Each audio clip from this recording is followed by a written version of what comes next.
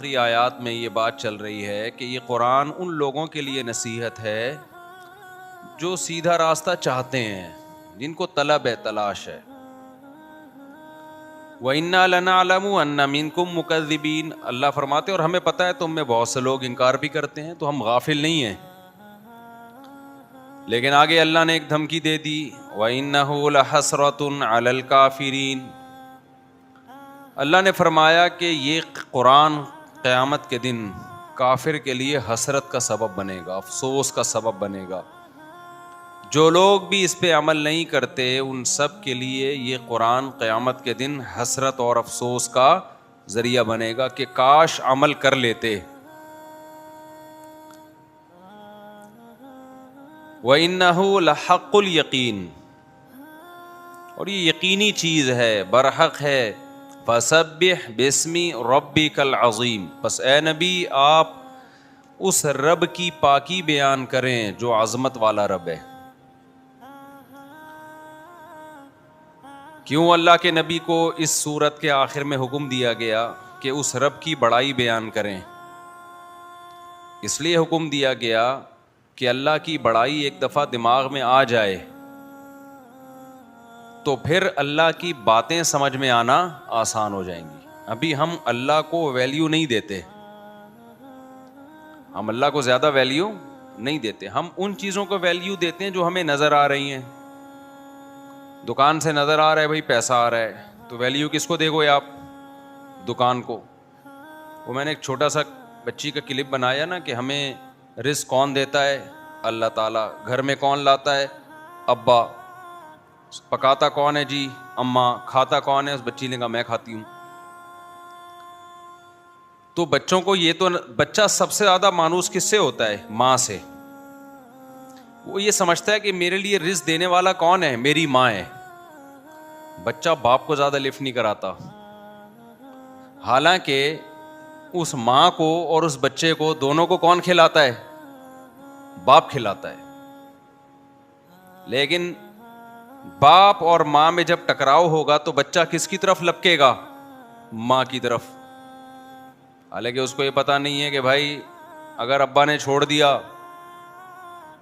तो ना माँ का रहेगा ना बाप का रहेगा। माँ बच्चे को मोहब्बत से पालती भी इसी बेस पर है कि उसको शेल्टर किसने दिया होता है? बाप ने। तहफ़्फ़ुज़ किसने दिया होता है? बाप ने। एक थोड़ी सी नामुनासिब मिसाल है लेकिन समझाने के लिए। हम जानवर पालते हैं, मुर्गियां चूज़ों को संभाल के रखती है ना बड़ी मोहब्बत से, दाएं बाएं। मैंने भी पाली हुई हैं।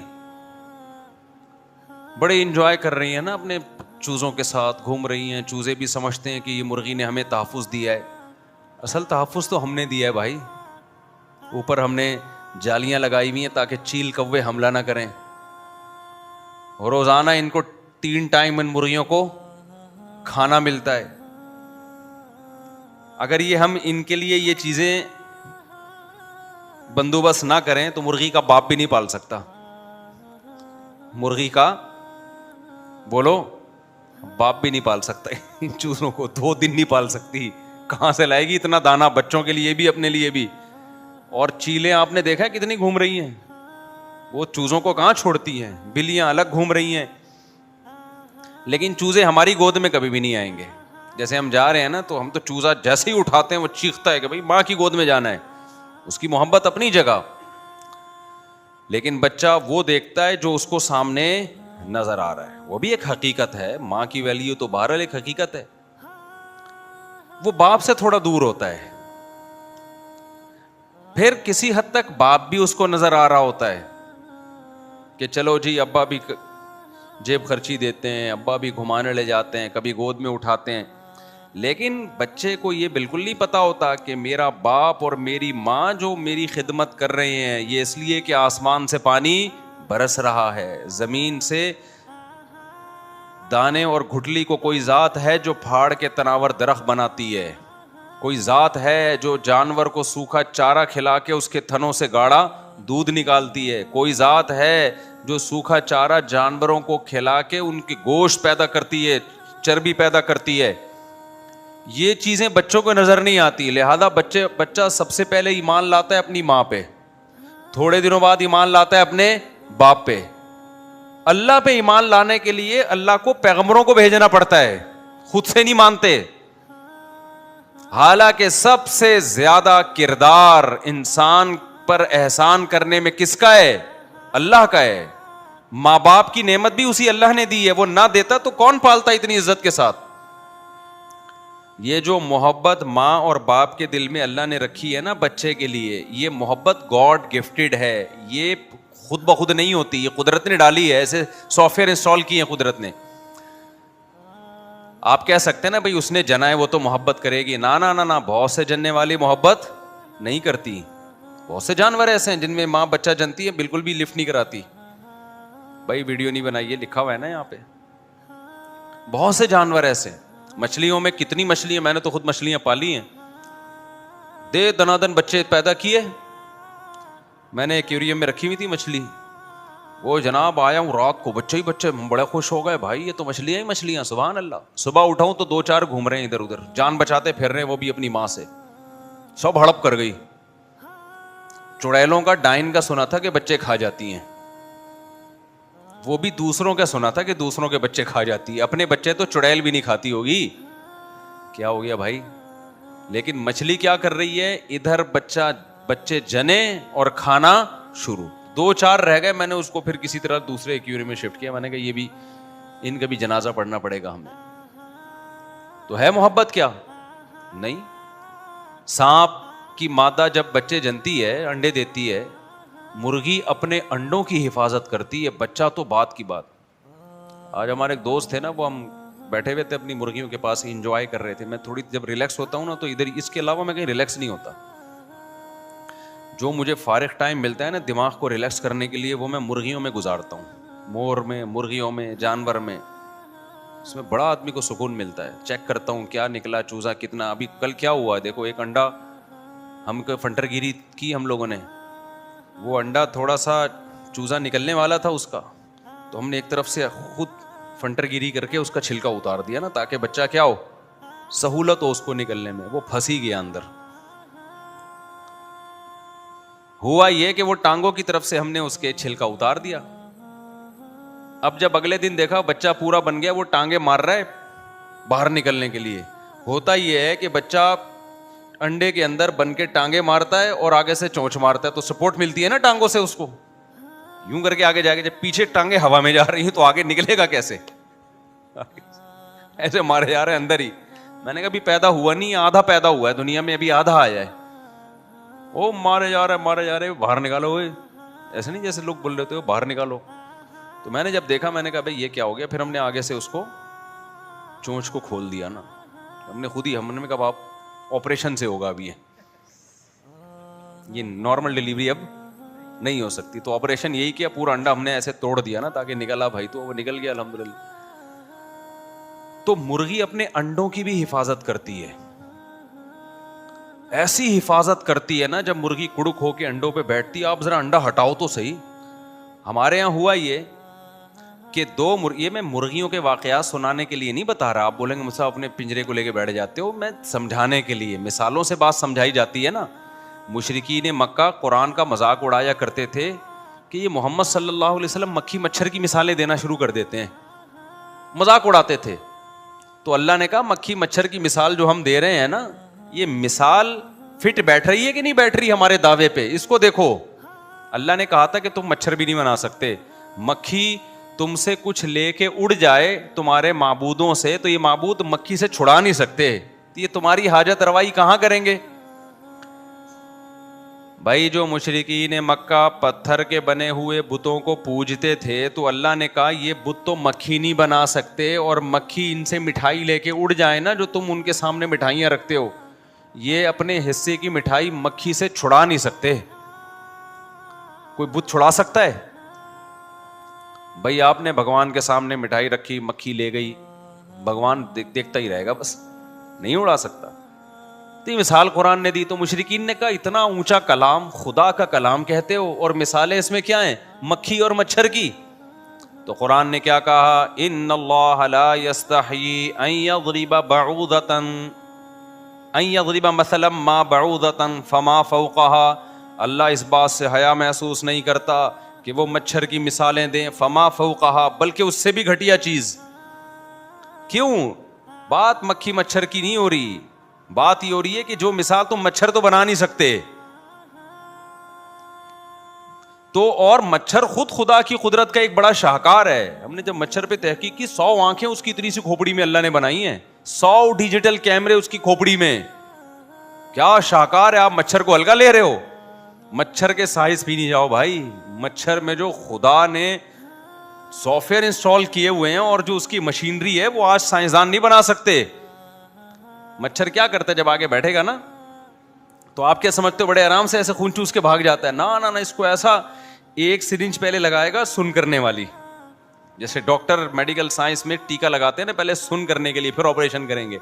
पहले सुन करता है वो उस जगह को, ताकि हमें पता ना चले, वरना हम तो मच्छर को बैठने ही ना देना। आके जैसे ही खून चूसने के लिए सिरिंज हमारी बॉडी में दाखिल करेगा, हम रख के चमाट लगाएंगे उसके। कोई अपना खून पीने देता है किसी को? इंसान पीने देगा खून? सिर्फ बेगम है जो खून पीने की जिसको इजाजत है, बाकी कौन खून पी सकता है भाई? तो वो मच्छर क्या करता है, बैठ के पहले सुई दाखिल करता है। उसमें इतनी तकलीफ इंसान को होती है, होनी चाहिए, कि रख के चमाट लगाए, बे तू कौन होता है आने वाला। लेकिन कुदरत ने मच्छर को भी जिंदगी देनी है, तो अल्लाह ने उसको क्या इंतजाम किया, उसको ये अकल दी है, भाई पहले केमिकल डालना है जिससे वो जगह सुन हो जाए, ताकि इसको सुई का पता ना चले। वो पहले केमिकल छोड़ता है, उसको पता नहीं कौन सा केमिकल है उसके पास, वो सुई दाखिल, उसको अकल है ये कहां से इतनी सी खोपड़ी में उसकी अकल आ गई। 2 तारे तो होती हैं इसकी खोपड़ी में, और क्या होता है? तो ये भी क्या करोड़ों साल खुद ब खुद इवॉल्व होके बना है क्या? हर चीज ही इवॉल्व हो रही है यार। तो हद होती है बदतमीजी की भाई, झूठ बोलने की क्या होती है, हद होती है। किस किस चीज को आप फर्ज करोगे कि ये भी फर्जी, ये भी फर्जी, ये भी फर्जी। तो मैं जल्दी से बात को समेटूं, वो मैं अंडों की मिसाल दे रहा था ना, तो ये जो अल्लाह ने माँ की ममता लोगों के दिलों में रखी है, ये अल्लाह ने रखी है। अल्लाह ना रखता तो नेचर में इतनी अकल नहीं है कि वो खुद से मोहब्बतें दिलों में डाल दे, वरना। तो मैं मिसाल दे रहा था मुर्गी की। अब मुर्गियां क्या करती हैं, अपने अंडों की हिफाजत करती हैं, हालांकि भी उससे चूजा निकला नहीं है। ये किसने सिखा दिया भाई? अब हमारे यहाँ क्या हुआ, जो मैं मिसाल वाकया सुना रहा था, 2 मुर्गियों ने एक जगह अंडे देना शुरू कर दिए। अब जब वो कुड़ुक होती है ना अंडों पे चूजे निकालने के लिए, दोनों एक ही जगह जाके बैठ गई। अब उनकी अजीब मज़ाहिया प्रोग्राम चल रहा है, ऐसी अंडों पे उनकी लड़ाई हो रही है ना, वो कह रही मेरे अंडे, वो कह रही नहीं मेरे अंडे। अब होता क्या है कि एक जब खाना खाने के लिए उठती है, दूसरी बड़ी तमीज से ना घुन्ना बन के जाएगी, चुपके से चोंच से ना यूं करके उसके सारे अंडे खींच के अपने नीचे रख लेगी। हमने क्या किया, दोनों में से एक मुर्गी को उठा के हमने कहा इनकी जगह तब्दील कर दो। बहुत कोशिश की, वो हटने के लिए तैयार, जो खानदानी मुर्गी होती है वो नहीं हटती। ये जो अभी साइंसदानों ने बेड़ा गर्क कर दिया ना मुर्गियों की नस्लों का, वो तो हट जाती हैं।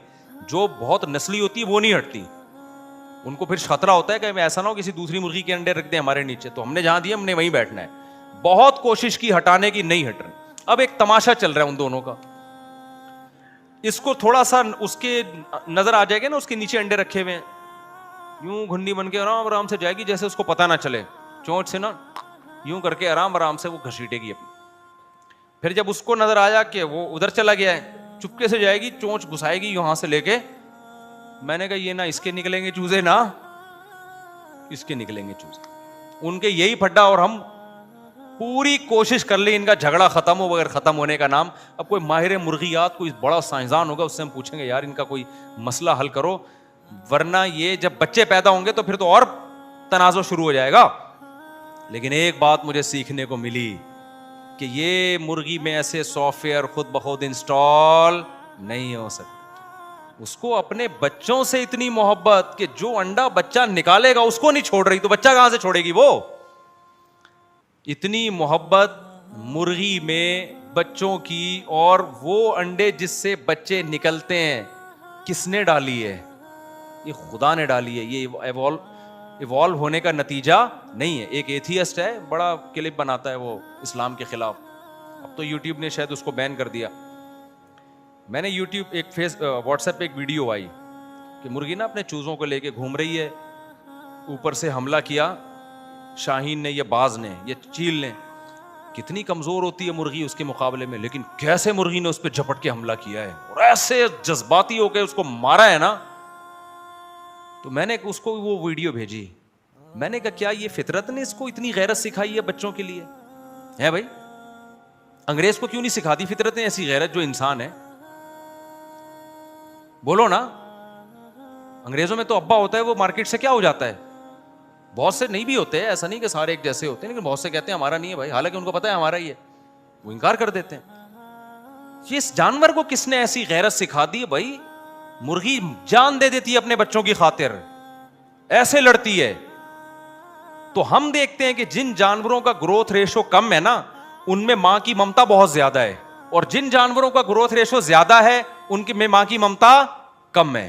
तो कुदरत ने ना तकदीर, ये है मैनेजमेंट।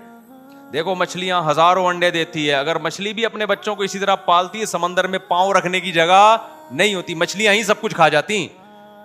खुदा ने इतनी नस्ल मछली की पैदा की, अल्लाह ने कहा कि जब तेरे बच्चे पैदा होंगे तू खा जा, 2-4 बच गए, वही नस्ल को बरकरार रखने के लिए क्या है, काफी है। सांप हजारों अंडे देती है, सांप की मादा, अगर सांप की मादा वो अंडे ना खाए और बच्चे ना खाए तो सांप ही सांप हो, इतनी स्पीड से नस्ल बढ़े।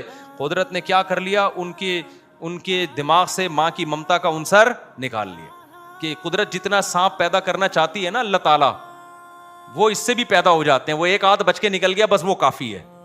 वो फिर जानवरों से बचता बचाता वो चंद एक ही निकलते हैं, उससे इनकी जो नस्ल है उसमें जो ग्रोथ रेशो है वो एतदाल में रहता है। लेकिन जिन जानवरों का ग्रोथ रेशो कम है उनमें, और जितना कम होगा ना उनमें फिर मां की ममता के साथ बाप भी इन्वॉल्व हो जाता है। इंसान का भी ग्रोथ रेशो कम है, ये जो कहते हैं ना ज्यादा, ये गलत कहते हैं। इंसान का रेशो, इंसान उन मखलूकात में आता है जिसका ग्रोथ रेशो कम है। तो इसलिए अल्लाह ने इंसान में भी क्या रखी है, मां की बेतहाशा मोहब्बत, बाप की भी मोहब्बत डाल दी अल्लाह ने। क्योंकि ये जो हम कहते हैं ना 8-10 बच्चे, उफ ज्यादा, ये फैमिली प्लानिंग वालों ने दिमाग खराब किया है, वरना असल में ये ज्यादा कुदरत की नजर में ज्यादा नहीं है। अगर ज्यादा होते ना तो अल्लाह बाप और मां में इतनी मोहब्बत ना रखता, क्योंकि वो मोहब्बत बच्चे की जिंदगी के लिए क्या है, जरूरी है। तो मैं जो असल बात लेके चला था, बच्चा जो उसको नजर आता है ना उस पर ईमान लाता है, जो नजर नहीं आता उस पर ईमान, बच्चा माँ से मोहब्बत करता है क्योंकि माँ उसको खिलाती भी नजर आ रही है। अब्बा की तो तनख्वाह है वो अकाउंट में डाल देते हैं, बेगम को पैसे दे दिए, तो अब्बा से बच्चा बाद में मानूस, थोड़े दिनों बाद पता चलता है अच्छा एक्चुअली ये अब्बा हैं, अब्बा भी कभी कोई किरदार है, ठीक है ना, देर से। और सबसे आखिर में किस पे ईमान लाता है, अल्लाह पे। वो इतना, क्योंकि अल्लाह तो, हालांकि सबसे ज्यादा एहसान किसका है मेरे भाई, अल्लाह का है। अल्लाह मियाँ बारिश बरसाना ही छोड़ दे सिर्फ, अब्बा मार्केट से क्या हो जाएंगे, बच्चे फेंक के चले जाएंगे, औरत अपने बच्चों को भूल जाएगी कहत से जब मरने लगेंगे, और जापानी या चाइनीज होगा तो खा जाएगी। चाइना की मां नहीं छोड़ती अपना बच्चा, लेकिन अगर कहत पड़ा ना तो चाइना वालों के पास ये ऑप्शन भी है कि अपना ही बच्चा खा जाओ, क्योंकि वो सब कुछ खा जाते हैं, तो वो खा जाएंगे अपना बच्चा, चिंग पोंग करते हुए क्या करेंगे, खा जाएंगे। तो जब सब कुछ ही खा गए तो ये भी खा जाओ ना, वो फिर अकल से भी इस्तेमाल, वो अकल भी इस्तेमाल करते हैं, कहते हैं एक्चुअली मरना तो है, इसने भी मरना है और हमने भी मरना है, तो ये तो हमें खा नहीं सकता, वो अकल भी इस्तेमाल करते हैं ना। भाई हम तो शरी मसला बयान करेंगे कि दूसरे की जान, अपनी जान बचाने के लिए दूसरे को कत्ल करना जायज़ नहीं है, दोनों अल्लाह की कुदरत से मरे। बस ये नहीं हो सकता कि मैं मर रहा हूँ तो चलो अब दोनों में से एक ने तो मरना है तो ऐसा कर मैं तुझे खा जाता हूँ मैं तो बचूंगा ना, और वो कहे हाँ बात बड़ी माकूल है, ऐसा नहीं होता, दोनों मरो भले भूख से, खाने की इजाज़त नहीं है। लेकिन चाइना वाले तो अकल को इस्तेमाल करते हैं ना, वो कहते हैं यार दोनों ने जब भूख से मरना ही है तो बेहतर है कि ये इसको खा के एक की तो जान बचे ना। तो उनके पास ये भी ऑप्शन है, हमारे पास ये ऑप्शन भी नहीं है। तो खैर मैं असल बात को बस समेटता हूँ, नमाज का भी टाइम होने वाला है।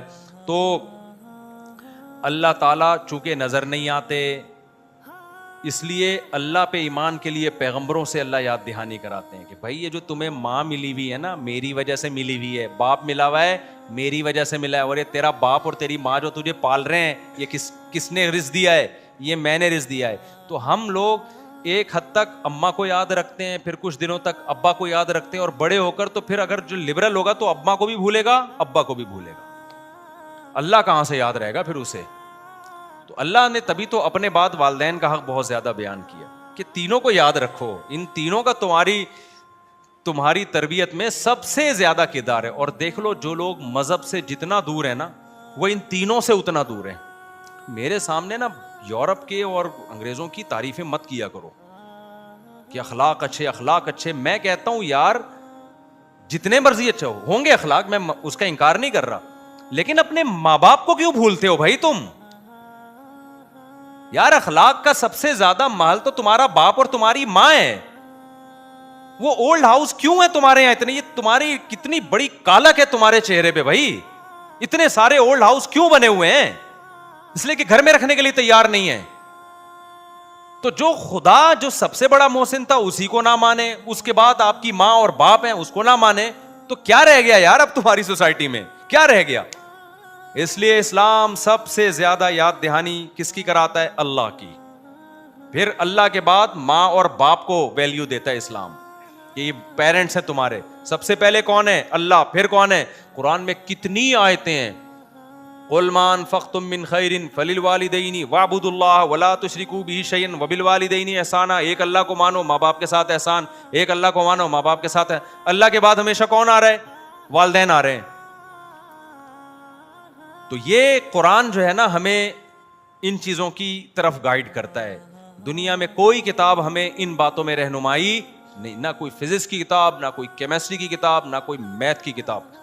तो अब कुरान कहता है, अगर कोई मेरी इन हिदायत पर अमल नहीं करेगा, खुदा को नहीं मानेगा और खुदा की नहीं मानेगा, तो इन्नहु लहसरतुन अलल काफिरीन, जो इनकार करने वाले लोग हैं, ये कुरान क़यामत के दिन उनके लिए हसरत और अफसोस का जरिया बनेगा। अल्लाह छोड़ेगा नहीं, ऐसे अजाब देगा फिर अल्लाह ताला। तो भाई अक्लमंदी का तकाजा ये है कि अल्लाह उसके रसूल की तालीमात को दिलो जान